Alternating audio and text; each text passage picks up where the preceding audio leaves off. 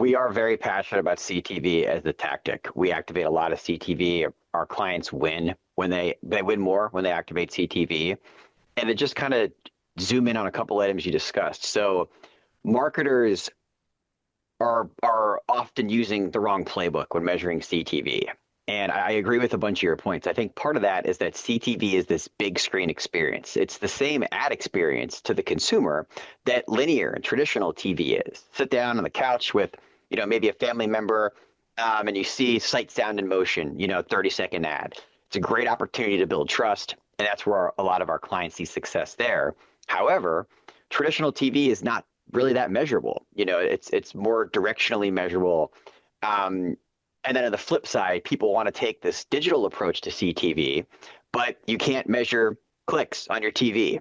As much as people sometimes think that's the case, no one is really clicking through any CTV ad. So you can't use traditional digital metrics to measure CTV, and you can't measure, a linear from that capacity either. So it's kind of like this odd, twilight zone. And I think you brought up a great point where view through rate has been a common success metric there. Which just for the audience, view through rate or completion rate, however you want to, however you articulate it, is basically the average percentage of the ad that was watched. So if someone turned off the ad in the middle of it, it will be a 50%, view through rate. But I don't know, Haley, have you seen view through rate or completion rate helpful? Is it helpful directionally? Is it an indicator of anything? Because you are totally right. I see the same, that people use it as like the be all end all of CTV.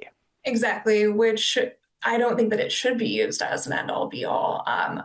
To your point that you just made, and something that I mentioned earlier, was that it is directional, right? It is important from the standpoint of understanding, that users or that individual's specific consumption of the ad entirely. But let's face it, when we're running 30 or 60-second ads, most consumers are going to be watching that full spot.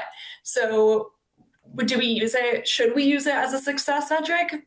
I don't think so. What we should really be looking at is, have they made an action? Were they driven to do anything after that? And that really gets us into the conversation of the halo effect. It gets us into the conversation of, how does our technology really become unlocked after that viewing experience?